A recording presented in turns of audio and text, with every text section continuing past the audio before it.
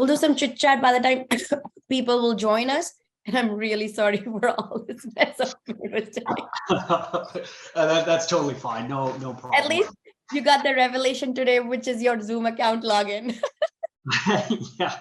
Yeah, it actually wasn't too difficult when I figured it out. But yeah, hey, my fault too, Pasna. It's a good thing we started 10 minutes early. Maybe we should have started 20 minutes early. Yeah, next time we'll do that.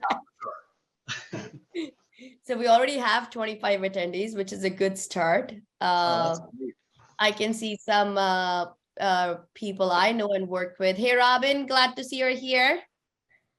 And great, let's see. Let's just wait for a couple of more minutes and sure, then we can start.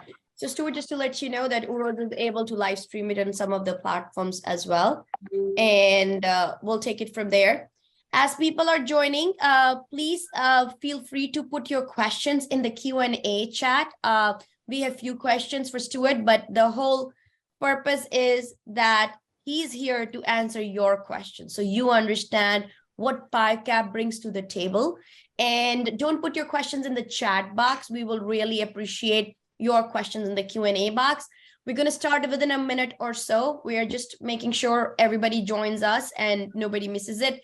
And if some people are unable to join, that's okay. We will be putting the recordings of this webinar on our social media handles and other places so you can access the information. Okay.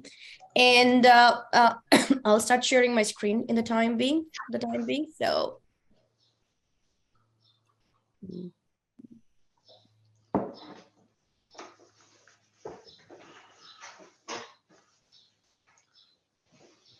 Perfect. Can everybody see my screen? Rose, can you see it? Perfect. Yes. Thank you. So it's 11:10. I think so. We should start. We have a good start. Hey, Robin. And no, it's our pleasure, Robin, doing this. We just want to make sure everybody's settled in. Okay. Good morning, everyone. Thank you so much for joining us. We hope you all had a good long weekend. If you were in Canada, you had a good long weekend. And if you're in other parts of the world, you're enjoying your day by the time you're joining us for this webinar. I am Upasna Sharma, CEO and founder of IQ Canada. And this webinar is part of our Startup Visa or Startup Corner series. As some of you know who are attending this webinar with us, that IQ Canada is helping several immigration service providers in and outside Canada to supercharge their startup visa services by helping them and their clients and startup to seamlessly navigate the startup visa program in Canada. We actually pride ourselves as setting up gold standards when it comes to startup visa due diligence and concept validation process. As part of our effort to make sure that the things are done correctly, we have this webinar series with a very simple aim that people who are interested in startup visa get the right information from the designated entities themselves. We dispel the myths so you understand what you're applying for and you can make a right informed decision. You all have to understand a designated entity has been delegated this power by the Immigration Canada. Their job is to see if you're a right fit for the startup visa program or not. They cannot create information on your behalf.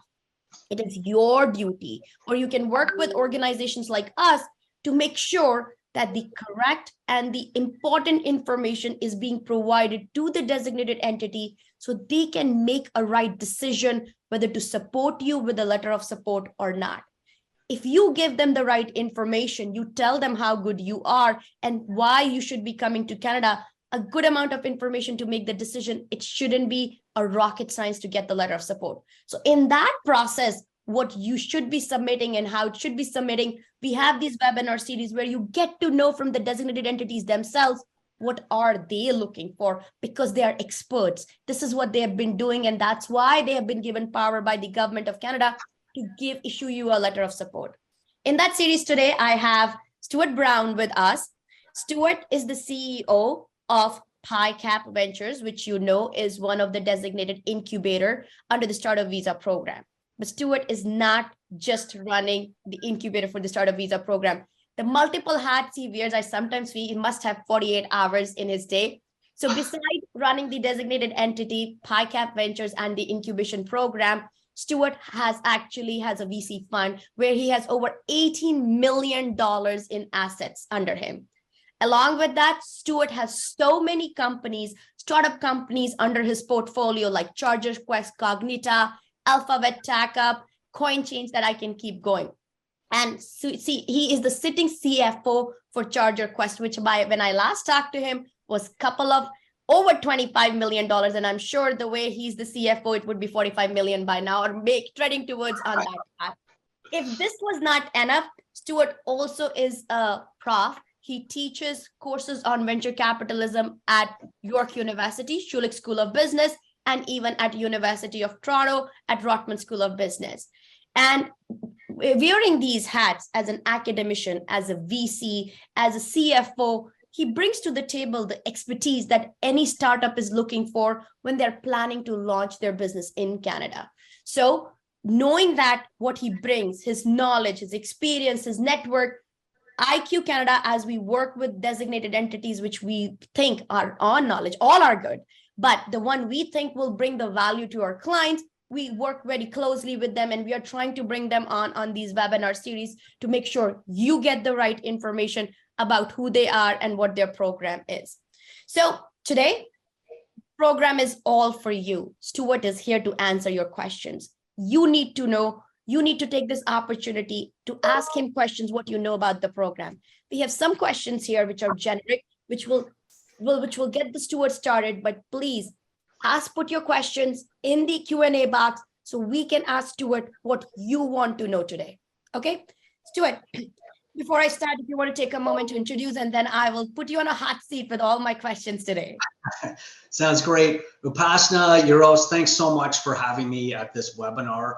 I think all of us have a shared vision, and that's to make sure that clients who are looking to apply for this amazing opportunity are as well informed as they possibly can. So all of their effort, their time, energy, resources put into this amazing journey, which obviously can be expensive and take a long period of time, they're looked after. They're going into this decision with eyes wide open, and they know what they're doing essentially, and they're in good hands. So I really appreciate you having this webinar, Upasna, and I appreciate you inviting me to be involved as well. It is all our pleasure. So now you should wear your seatbelt, as I'm going to put you on a hot seat with very simple questions, which you can definitely answer in your sleep. So my first question for you, Stuart, is, can you tell us about your startup visa program? And I'll give a little bit of a context to this question. As I just explained to all our people who are present with us, that how Stuart understands, he's a VC himself. So I would like you to add here how PYCAP, which is a VC-backed incubator, what does the value it brings, and what is your incubation program, which can help international entrepreneurs who are entering into the Canadian market with the startup visa program can avail from? Okay, yeah, of course, I'm happy to answer that question. Okay, so first and foremost, it's important to understand for applicants to choose the right designated organization. And Upasna, as you've done so graciously, is talk about my background as a venture capitalist, a university professor, and a serial entrepreneur as well. And it's important for applicants to choose a designated organization that is being run by individuals who really thoroughly understand the process of performing due diligence on a company, growing the company, providing the oversight, and then also, of course, having the knowledge on the immigration side to help them guide them effectively. So having said that, our program, I find, is completely unique among any other designated organizations. And of course, I believe it's a lot superior, and I'll explain why. Essentially, what we do at the onset when an entrepreneur joins our program is we empower the entrepreneur to perform something called a valuation on their business. So it's essentially a number of methodologies that allows them to identify, like, what is the value of the company? How much is it worth? If they're going to give away 10% of their business in exchange for $100,000, then how is it that their company is valued overall at $1 million? So we give them the tools to perform that valuation on their company. And then in doing so, that they're able to highlight all the different factors that are preventing them from being valued at $10 million or $20 million. And with the insight we take from performing the valuation and coming up with those factors on how they could increase the value of their business, we are then able to map out a trajectory over a 3-year period, which just so happens to be the current wait time of getting permanent residency, so that the applicants can have a very well thought out, tangible roadmap in order to follow as they look to grow their business. And this is applicable not just for companies based in Canada, but if you're an applicant with you're waiting for your PR and you're in your home country, whether it's India, Botswana, Brazil, wherever, you could still be able to show IRCC that you are actively involved with your business and pushing the agenda forward by following our guidance, our assignments, and this roadmap that we're going to be creating with the entrepreneurs. Awesome. So I will just a little bit summarize what you said. So what I am hearing is how you think your program is different from others is because it is built up on the background of a person who's a VC and a serial entrepreneur who's actually launched companies, grown them. So you know what it takes.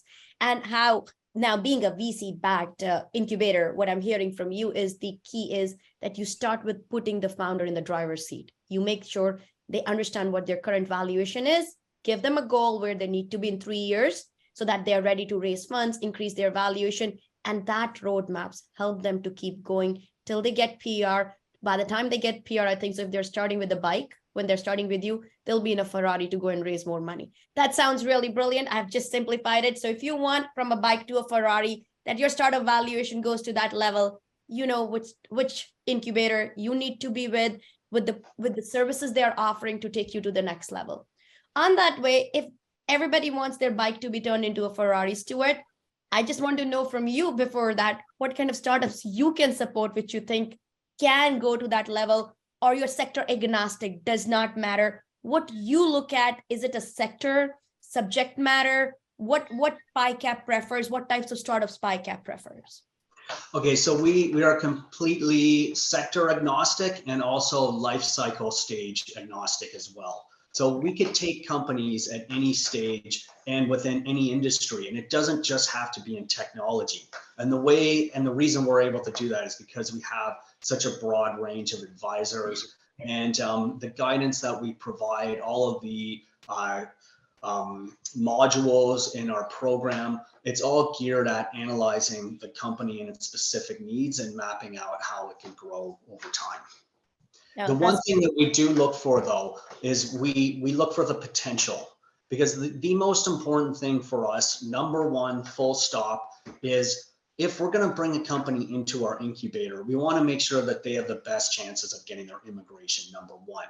Number two, we want to make sure that we do everything possible to make their business successful. And so when we're evaluating the companies, we look at signs that allow us to identify if they have the potential within our care and the care of an immigration consulting firm or law firm, together holistically working as a team to make sure that they get their permanent residency and then help their business become successful. Okay, so basically it doesn't matter if it's an idea stage startup to a growth stage startup with a $5 million turnover. Your focus would be who they are, who's bringing the startup, whether they can be successful in Canada, and you work with their immigration lawyers and consultant as a team to make sure they are successful. And you do keep into consideration what are they going to do, whether they'll be capable of getting their permanent residency, and it is sector agnostic. So I think so this is very important for our audience to hear, because there is a kind of a myth is innovation is only in technology.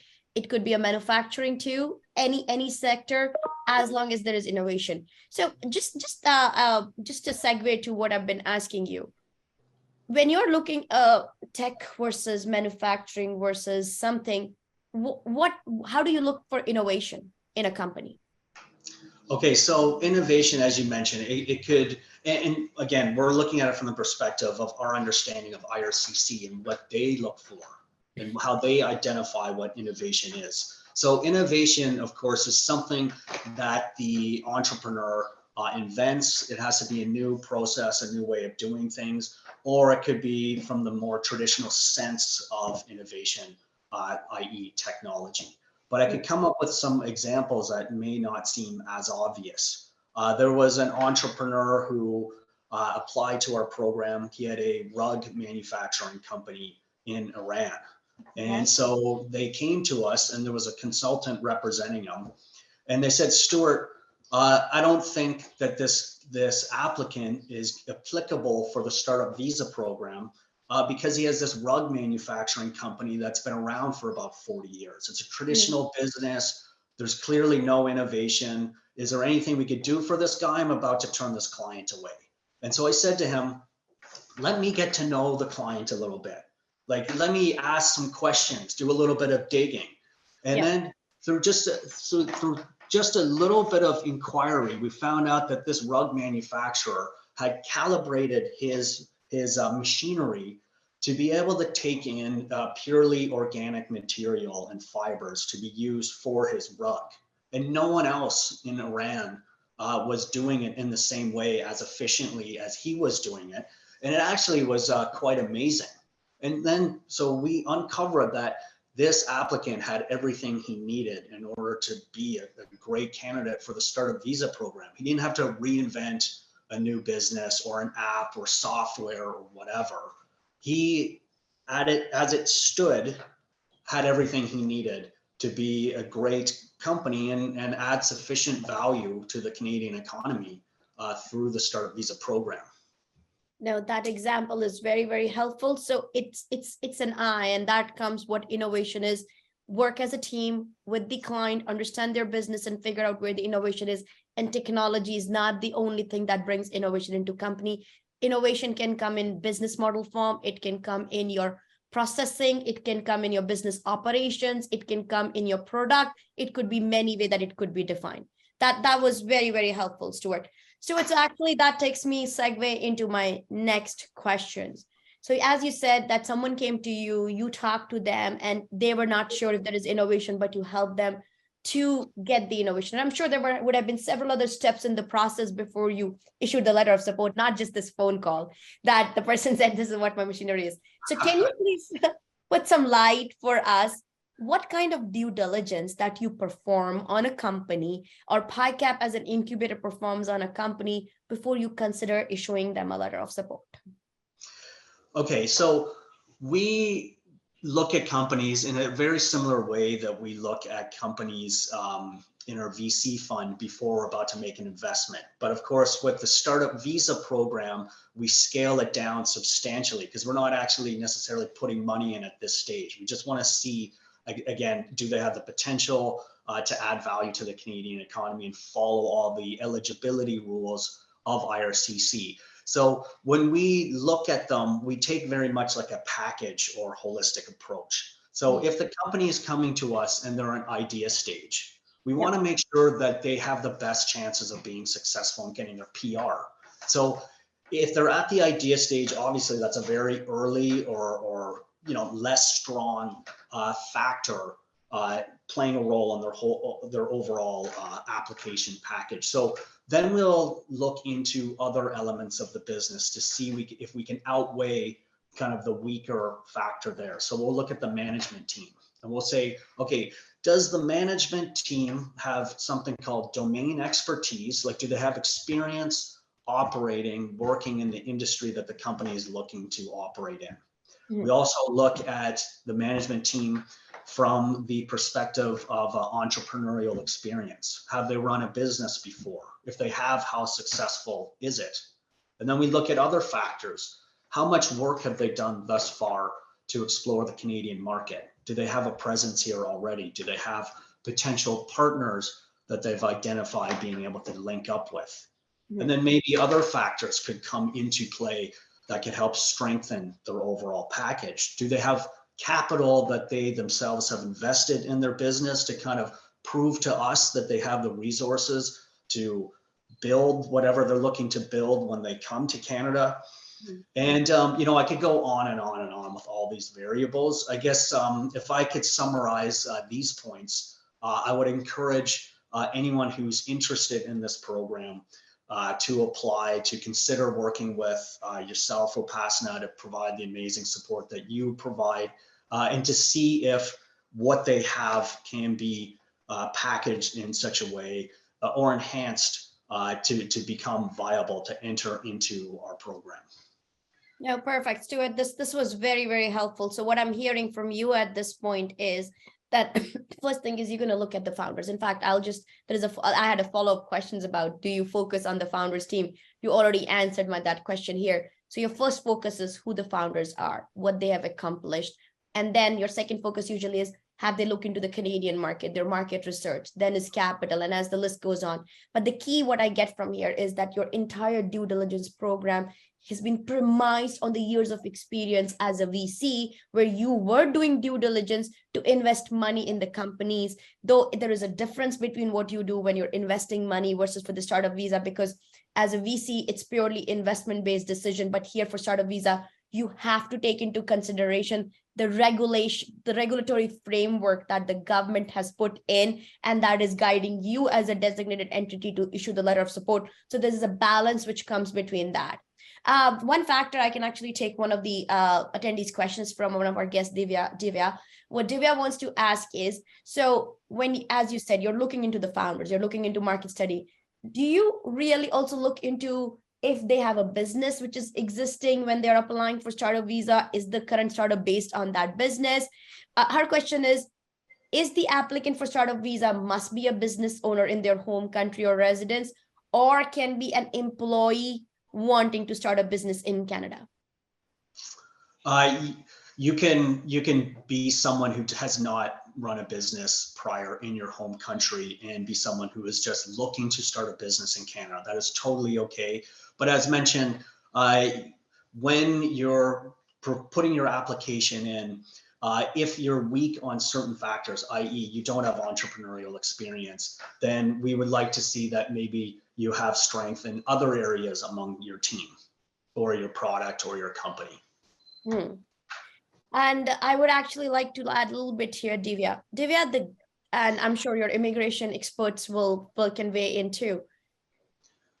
The program does not specify that you need to be a business owner before you apply for startup visa, but the program clearly specifies that you should have experience and skill sets to run that startup in Canada. Even if you're an employee, but your experience and skill sets are such that you will be able to launch the startup that you're planning to bring to Canada, that is the key. That's going to make or break things for you here in Canada. If you have been all your life, and I give this example to everyone, maths teacher, only thing you have done is teach mathematics to grade 7 and 8 students, and you want to prove to us that you will be running a very deep tech crypto blockchain based startup in Canada, it is very difficult to fathom that how come a teaching experience can completely turn into a deep tech company. So as long as what your background and experience is completely fits into running the startup in Canada, that what is the trick, and that will be so that's why it's very important to talk to your immigration experts, talk to the designated entities, talk to people like us. Our job is concept validation to make sure what you're planning to do is feasible in Canada, to make sure that you have experience and skill sets to claim what you're planning to do in Canada. That all needs to figure out to make sure that you're successful. So anything you have to add here on this? Yeah, definitely. Okay, so what I like to do is tell, you know what, I give entrepreneurs the same kind of advice when they're looking to pitch for investment.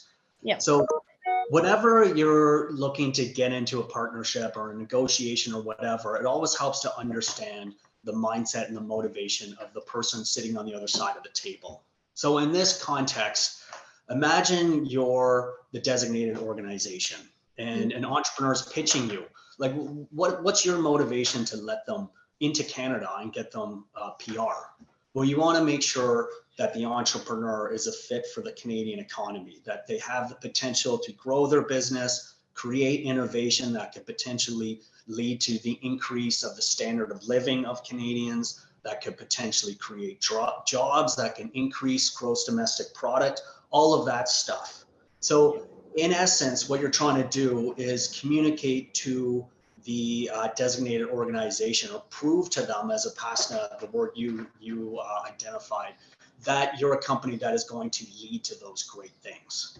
So if you are an entrepreneur with no entrepreneurial experience, if you have a product that's very early, if you have team members with domain expertise that isn't as high as it should be, like what else can you provide us from a presentation standpoint to prove that we should still let you in this country? How could you prove to us that you're going to contribute to the Canadian economy? That's exactly that. I mean, if I could boil it down to the basic essentials, that's exactly what you should be focused on.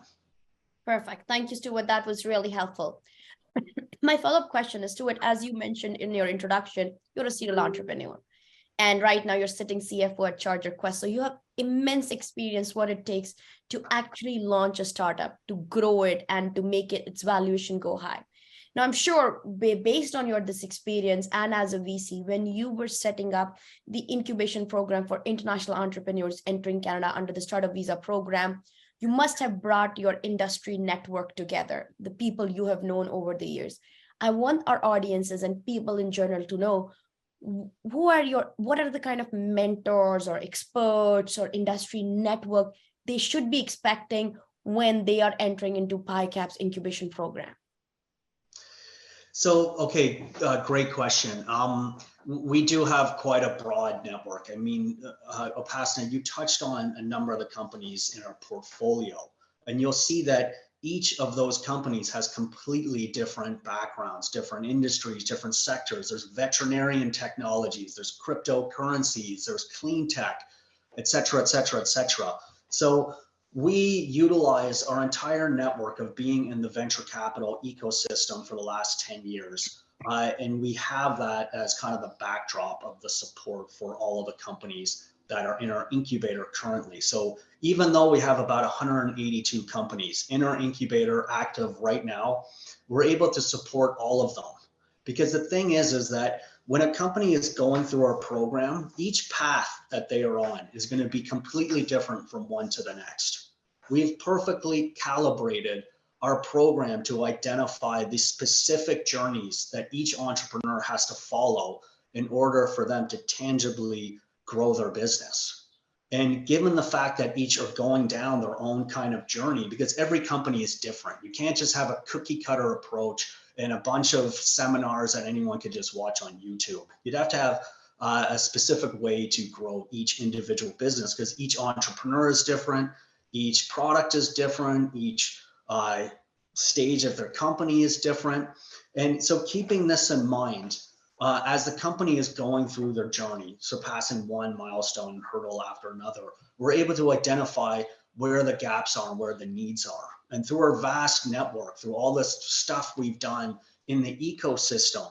And Upasana, I mean, one thing you left off my background is I'm actually on the investment committee of an Ontario government-backed fund with about $350 million in assets under management. We've been involved with that for the last 7 years. So even if it relates to the Ontario government, the federal government, we are very well connected.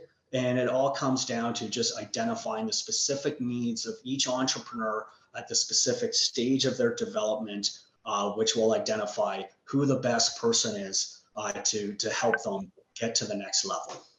No, only comment I can make is, so your day is not made of 48 hours, it must be 72 now. So typically we are on 24, yours is 72. So the bottom line here is what you offer is a customized journey based on who the founders are, what the company is, what the stage is. It's not a cookie cutter approach, because the goal is the same. By the end, they get their PR, their valuation should be high, and they should be actually getting to launch themselves fully into the Canadian market. That's very valuable. And that comes from the experiences and the network that you have. So that brings the value of PYCAP's incubation program clear to light for all the people who are here. And I'm sure if they have more questions, we'll pick them up in the Q&A. And so, sorry, Pastor, I just wanted to add something. So our program has been structured not just to help them grow their business, obviously, but the other key element is for them to be successful with their PR. And from what we've seen in terms of all the years we've been involved with the Startup Visa program and working with all of these companies, from our sense, IRCC is looking for three main things in order to maintain the eligibility of an applicant, and then eventually get them the permanent residency. So number one is they want to see that the designated organization that they're affiliated with performs sufficient due diligence at the onset. So it's important for IRCC to see, like, did this designated organization analyze the company properly? Is it documented? Do they have people looking at it from all these different angles? Because if an applicant's going to go to a designated organization and possibly get a letter of support without any sort of work in that regards, then that could be a challenge. And the other thing is that the kind of journey that we create for these applicants to follow to grow their business, and the fact that we make it specific to every individual situation, also builds their eligibility from the standpoint of their immigration, because IRCC, from my understanding, wants to make sure that each applicant is actively engaged in their business. And if they have this tangible documented proof that they're growing their business over time, then they should be able to prove that to IRCC and help towards getting their permanent residency. Okay, so I think so this is the most important thing that I think I will just reiterate what you said. The combination of PYCAP's incubation program is to make sure you're successful in launching your business in Canada, but at the same time, you're successful in getting permanent residency in Canada, because that's the core of the startup visa program. And one of the way to do this is, first is to make sure you do a thorough due diligence from the onset, that every question which can arise in a visa officer's mind, that why you gave this company a letter of support, you take care of that by asking those questions. And again, I would reiterate, PYCAP cannot create that information. You have to provide that information to PYCAP to make sure they are able to satisfy themselves. They have enough information to satisfy to the immigration officers and companies. IQ will help you to do that. That's one aspect.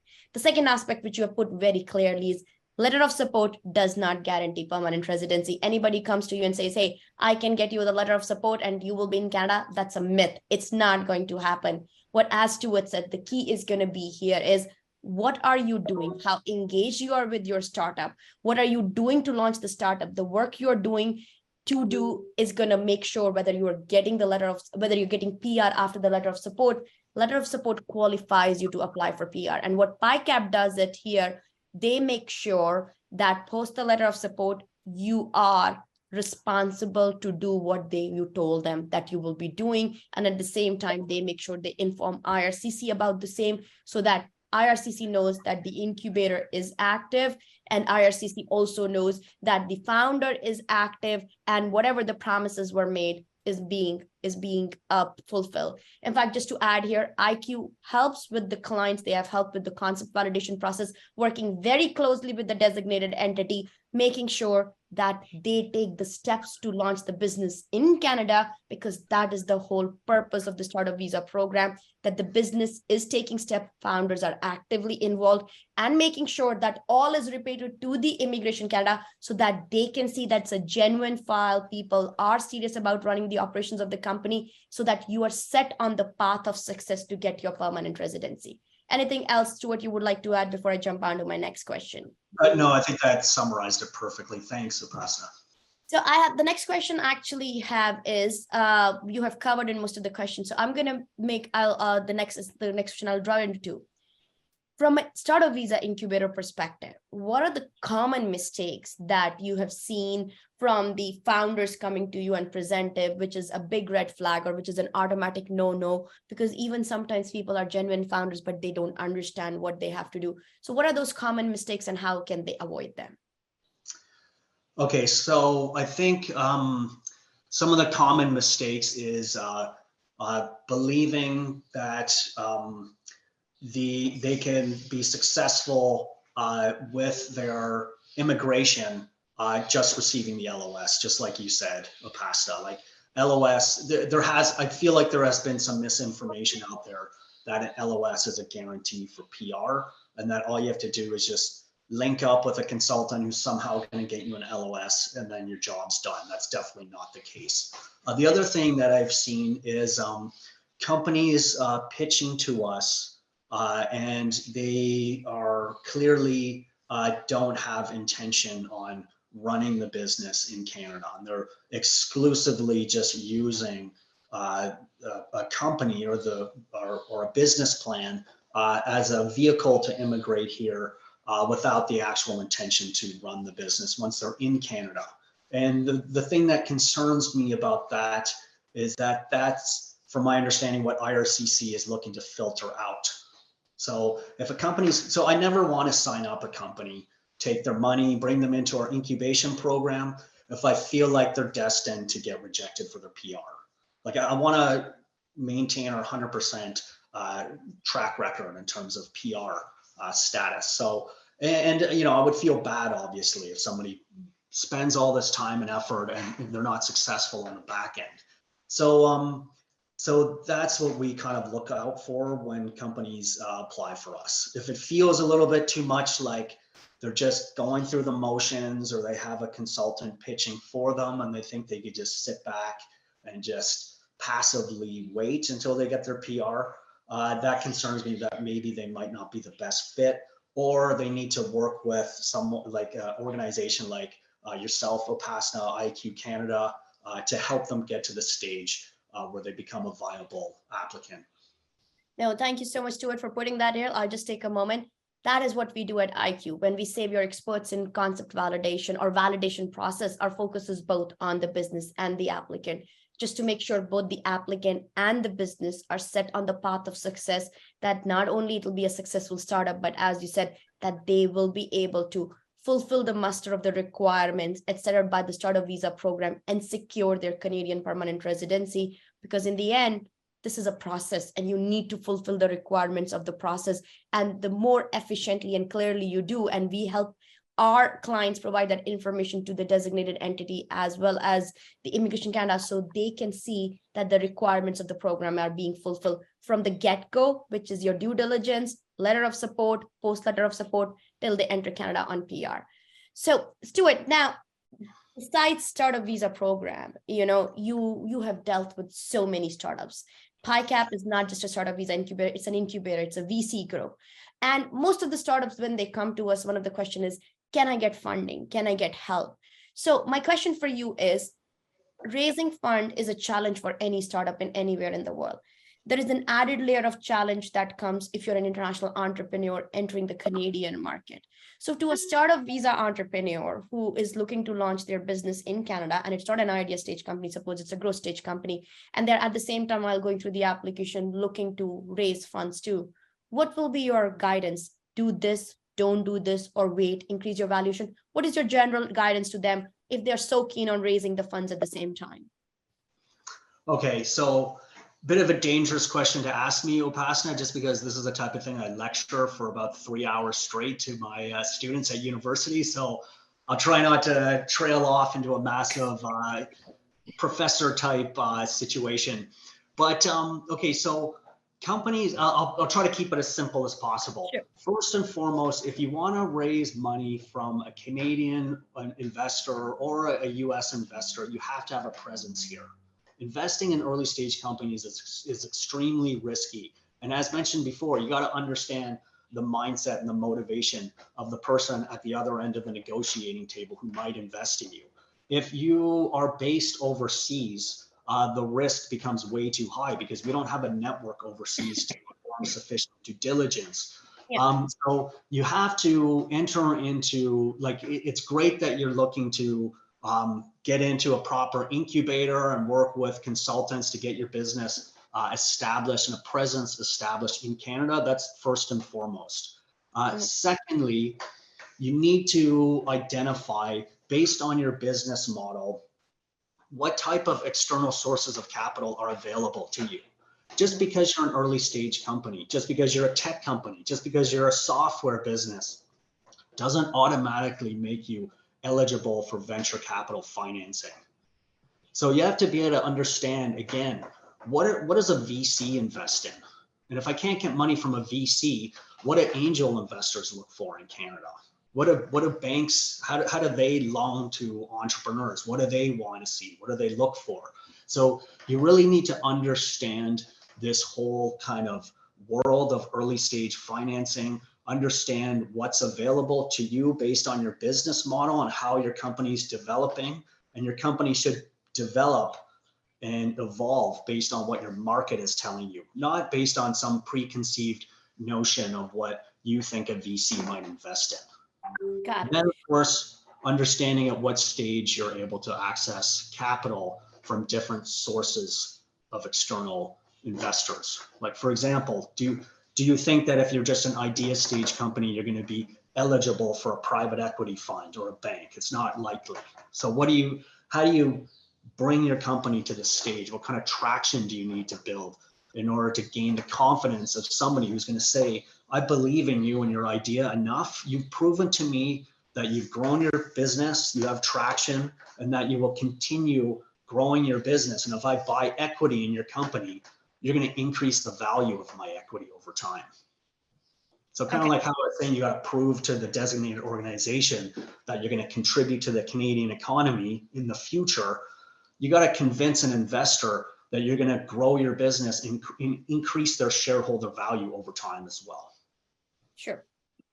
So no, I think so, considering that it could be a 3-hour class, you did an amazing thing putting so much information in a couple of sentences, and it all made really, really good sense to us. What I'm going to do at this time is, Stuart, my list of questions is done, but I can see that we have around 10 or 12 questions in our Q&A box. And I'm going to start with some of the questions. Some of the questions I was just reviewing, I can help you to answer as well. I think so this is a very interesting question. It's from Mr. Zach Wang. Mr. Wang, thank you for joining us. Zach is of the opinion that he has a client who has a very strong background in manufacturing industry. They will be able to get English CLB level 5 too. But what is PYCAP's take on how much functional English do they need in the environment that you will be working with them for a few years? Because as we have seen, Stuart, many times, CLB 5, what is required by the government for IELTS or any other English proficiency exam is okay, but that sometimes does not guarantee that the person has a very comfortable functional English when it comes to. So again, if I'm understanding the question correctly, is what is your expectation for applicants' English, given you will guide them for a few years? Okay, our expectation is that if you meet the minimum standard to be eligible for the startup visa program, that is sufficient enough for you to be successful in your business. And the reason why I mention that is because when a company is being formed and becoming successful, you can't be a master at all things at all times. That's why you have a CFO and a CMO and a CTO, all of these different people with different expertise, different backgrounds, working together as a team with one common goal, and that is to make the company successful. So in this example, if you're someone whose English isn't overly strong, then the only thing that you need to consider when you come here is maybe getting a team member who could represent your business with better English. Yep. And then in tandem with that, maybe work on your own English skills by just living here and just practicing the English language. And then again, as a team, you could come together and have that representative who could speak the language at a more sufficient level. They could help increase your business. So I think it's perfectly fine. Thank you so much. Just to add here, Stuart, during our validation process, we do look at the proficiency of our clients, and we make sure, suppose if English is an issue, just the functional English, we make sure that we ask them to get the right help for sales and marketing with those kind of people. So overall, the path that the company has done, thorough study of their standing, their valid viability in Canada, has looked into what the drawbacks were there in the founders team, what are they doing to help to make sure everything has been taken care of. They know when they're going to launch the business Canada, it's going to be viable, and that they will fulfill the requirements of the startup visa program. The next question we have from Karan, who has joined us. So he says, do we need a patent in manufacturing to prove it's an innovative idea? How could one determine innovation of a business model?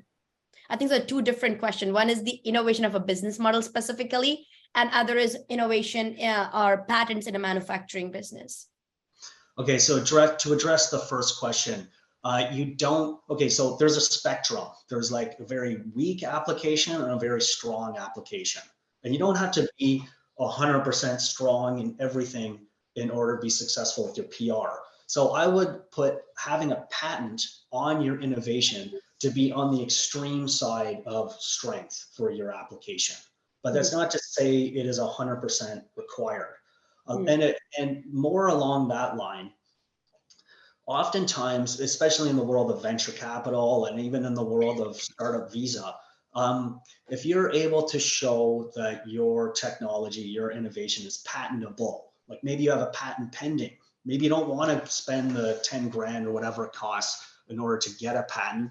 And maybe you're strategically deciding not to get a patent because you don't want your innovation to be within the public domain.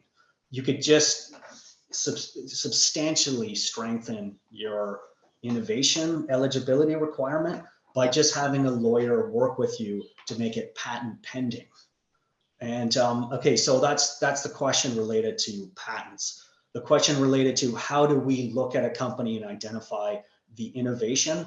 I would say that's more the job of the entrepreneur pitching us. Like, tell us why whatever you're doing is innovative. I mean, it's challenging for me to right now list off everything that could be identified as innovative. Like, I totally respect the question. I would likely be asking it myself if I was you. It's very kind of ambiguous and vague. So I think the best thing to do is work with someone like Upasana, or come to me and say, look, here's my company. This is the element that is innovative, and then get feedback. Is it sufficient enough? Do we think you're going to pass that eligibility requirement for IRCC based on our years of experience? And if yes, then great, you're eligible. If not, then some more refining and some work might be required. Now, I would just add it here. What he said is, as a designated entity, it's their job to see whether there is innovation, but it shouldn't be a job for them to like jump into a pool to figure out a deep dive. Where is the innovation? That is your job as an applicant to show where the innovation is and how that innovation is put forth for a designated entity to see. And that's where people like us who help with validation process comes into, because our job is to make your and the designated entity's life better by defining that innovation. And as Stuart said, having a patent is the extreme strength. And we at IQ totally believe that having a patent pending application is a key to a strong startup visa application, because otherwise, if you are defining your innovation in a very subjective terms, but if you find exactly what is patentable in your business, then you are defining that innovation in a very tangible form that a designated entity and a visa officer will have to believe in, because there's a third party which is going to support it. And we at IQ actually bring in our team of IP experts, some of the top-notch Canadian IP lawyers, to work with us and work with our clients to define that innovation and protect all the IP assets which are possible, and provide that to the designated entity to be submitted to the IRCC to show how keenly we know what is innovative and what we are doing for innovation. The next question we have again from Zach. If an applicant applies for startup visa without applying for work permit, what kind of support or requirement do you have to work them remotely from their home country? Okay, so our whole incubation program can be accessed virtually, and it has been designed to allow for entrepreneurs based in their home country to grow and establish their business in the Canadian market, and also collect that tangible evidence and documentation to prove that to IRCC as well. So everything that I discussed kind of up until this point for this webinar has been designed with that in mind. And we, out of our 182 companies that are currently in our platform working through our program, I would say that 90% of them are based overseas. Okay, perfect. That's very helpful. So just Mr. Wang, even if your client is not here, PYCAP does have means and tools and methods to support them, to help them remotely while they're waiting for their PR to continue to work on their business remotely to be launched in Canada. Karan, your next question is that you're a PR and you want to have a joint venture. Yeah, that's possible under startup visa, as long as you fulfill the requirement of the law, which is make sure that applicants coming under startup visa have the majority voting rights in the Canadian company. You can have a joint venture. Not a problem. Divya, good. Your prospective clients, happy to discuss them. I would jump on to Amberine's question. So how much is the minimum amount a potential client must have setting up a business through SUV program? It's a very subjective question, Stuart, if you want to answer, or I can handle it later for you.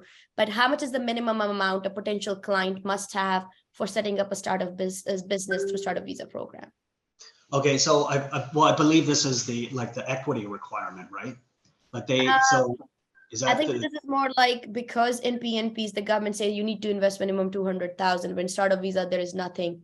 What is a minimum required to launch a startup? It's that kind of a question. minimum amount of capital is Yes.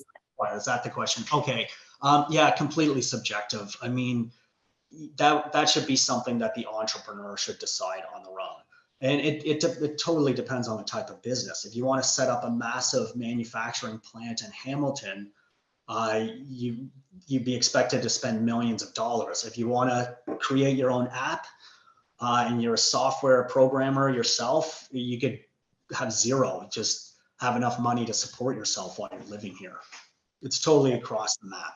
And again, it's your job to kind of communicate to us that whatever capital you're putting into your business or not putting into your business, you're still going to be able to make it successful when you come here. Perfect. No, I think so. That was a very, very nicely you have answered. So even if the government doesn't stipulate the minimum, what is very important, Ambreen, is that the founder and the team has looked into what are they going to do to grow their business in the next 3 years, whether it will have revenue in the next 3 years. If it doesn't have revenue, how much money they need to run to do that business, and what is the source of that money. If they are putting their own money, that is going to determine how much money they need or how much investment they need to make in the startup visa program. So even if the government hasn't given, this is what is required. That's why PYCAP or other designated entities would require a financial model. And that is what financial model is, that you've looked into. What are the potential expenses, where the money is going to go, what is going to be spent on, where you're getting the money. If you're not able to do that and your client is difficult, that's where IQ can come and help. We help make our clients as financial models where we can clearly tell the designated entities toward PYCAP and the immigration that the client really looked into what it will take for them to grow their business in Canada. They looked into how much money would be required. They knew what were the potential expenses coming and where they were getting that money to run the operations and how that money was being infused on the yearly basis. These are very critical. And if you see some of the decisions coming from Court of Appeal and where there are rejections happening, not knowing how much money was supposed to be put, how the business is viable is one of the reasons visa officers they are rejecting startups, because they were not sure if founders understood what it needed, what is required to get the money, to get the business going. We have a question from Robin here right now. Robin is asking, since it is taking approximately 3 years to process the PR application, what are your recommendations for getting work permit during this period? Also, what work should the applicant be doing during this waiting period, whether they are in Canada on work permit or abroad? Okay. Okay. So my guidance in terms of work permits. So, okay. So I mentioned before that IRCC wants to see that the applicants are actively engaged in their business. And so coming to Canada under a work permit is a great way to do that. Yes, there's challenges in getting a work permit. It also takes time and effort and all of that stuff. And it's a huge commitment moving all the way over here before you're even getting your permanent residency, and this having to wait so long to get your permanent residency. But having said that, you don't necessarily 100% have to be here under your work permit. Because as mentioned, I mean, most of the companies in our incubator right now are attending our incubation program overseas. We do have a fair number of them on a work permit here, but the most of them are overseas. And if I could provide further guidance related to work permit and PR, and Upasana, feel free to jump in, because I might be treading into your territory a little bit more. But in order for someone to acquire a work permit, they have to be listed as an essential worker among their team.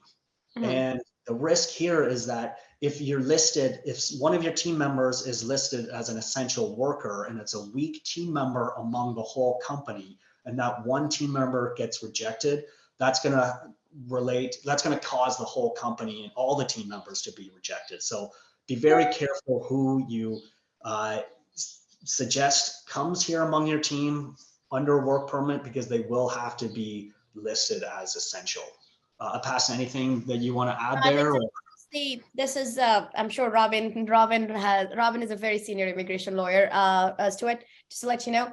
So Robin, as we have been discussing in the past, the trend is that we should be asking clients to come on work permit, but everybody's life situation is different. It depends. Ideal is that they come here, they actually sit here and they run the business 40-80% of the time, but life is life. There could be different situation, but as long as they are here and they are working. Now, the question is what kind of work they should be doing.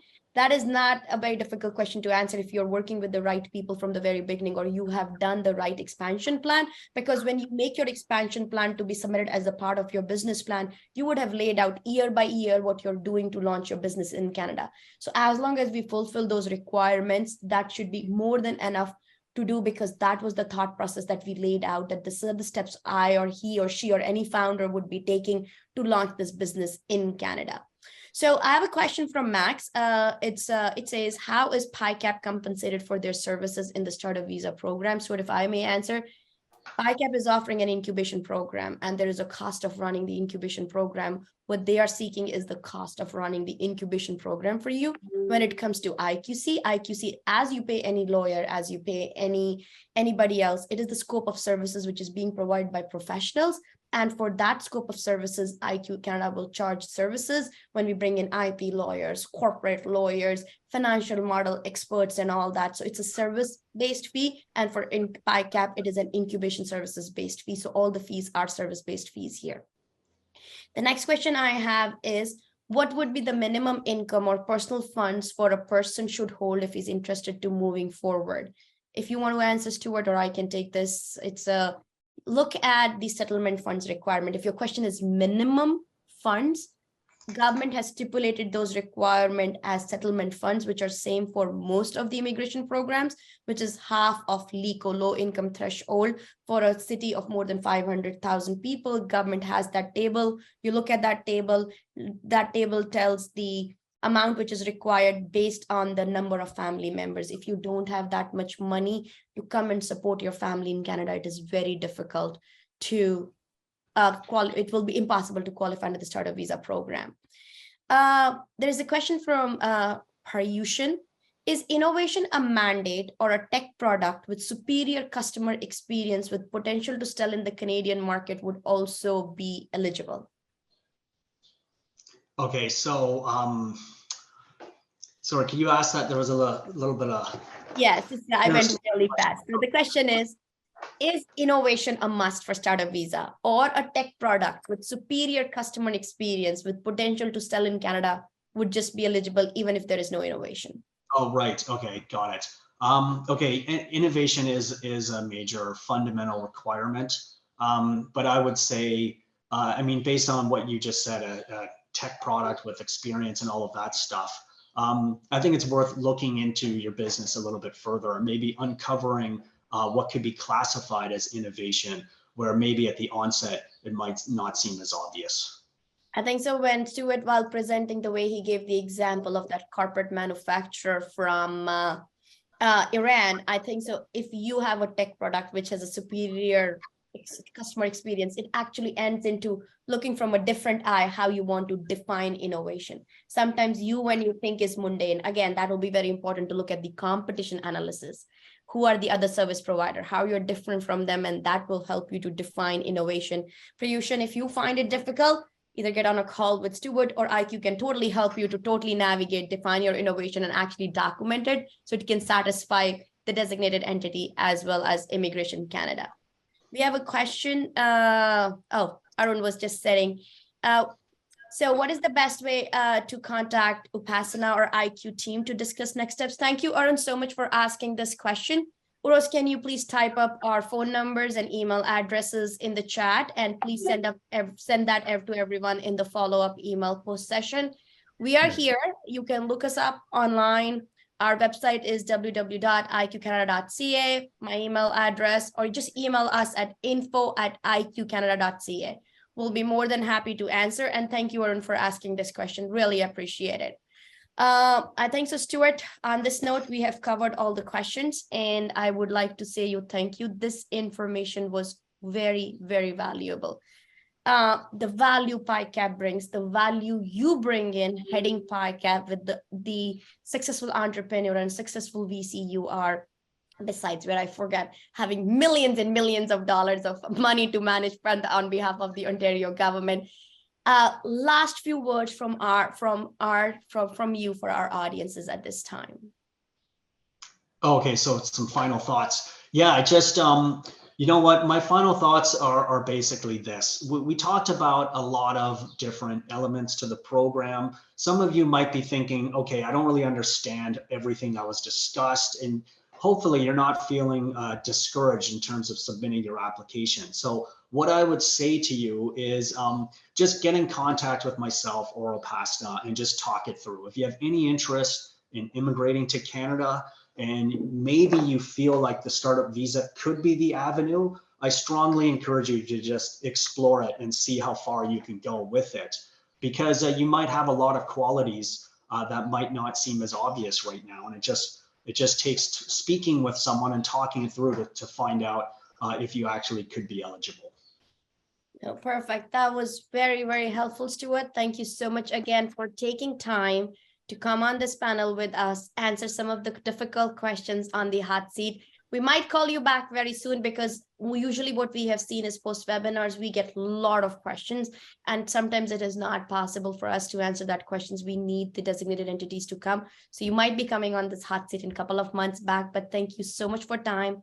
Really appreciate it. And thank you for running such a great incubation program for the startup visa companies, which is helping founders to not only be successful in launching their startups, but also make sure they get their permanent residency, and which take care of them from all the sides. Thank you so much for that. Really appreciate it. Thank you as well, Upasna, and everyone who's attended. It was great being here. I appreciate it. Our pleasure. Thank you.